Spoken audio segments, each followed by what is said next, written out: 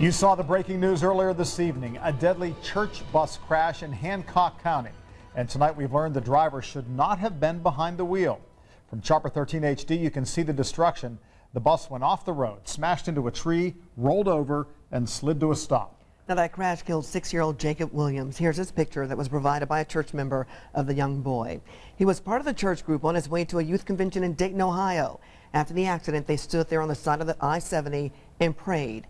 At their church up north in Gary, members gathered there to also pray for the injured and the young boy who died. And back here in central Indiana, as the bus was loaded onto a flatbed to be moved for inspection, you can see just how bad the damage really was. Police shut down I-70 east of the Route 9 exit in Greenfield during the evening commute.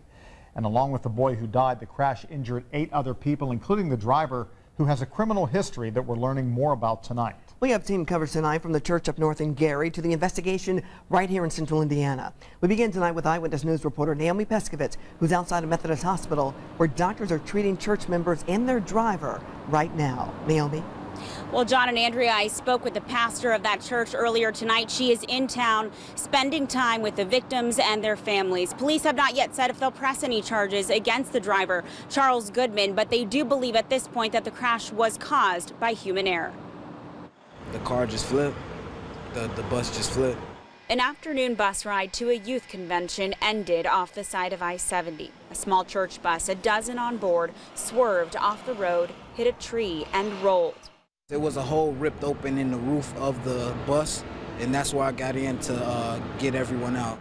Terrence Gardner was in the 4-car caravan, about 40 people traveling from St. Jude Family Worship Center in Gary to a conference near Dayton, Ohio.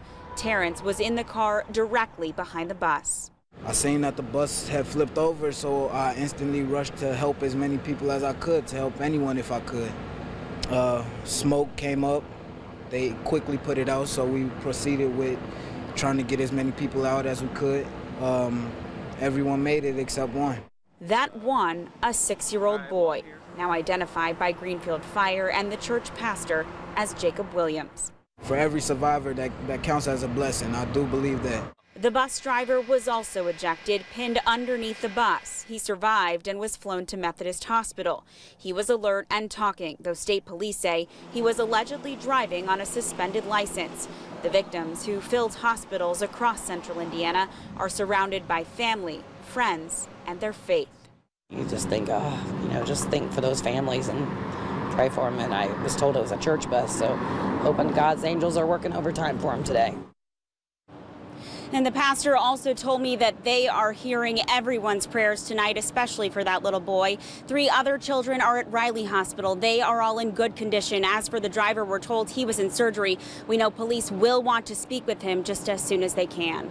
Reporting live downtown, Naomi Peskovitz, Channel 13 Eyewitness News. And we hope those people do well there. Thank you, Naomi.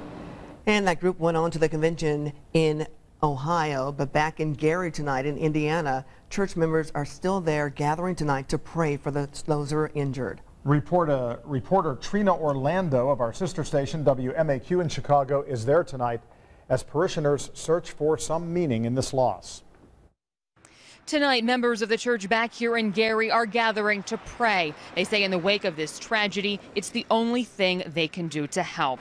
The bus left from here at St. Jude Family Worship Center and was headed to a youth convention in Dayton, Ohio.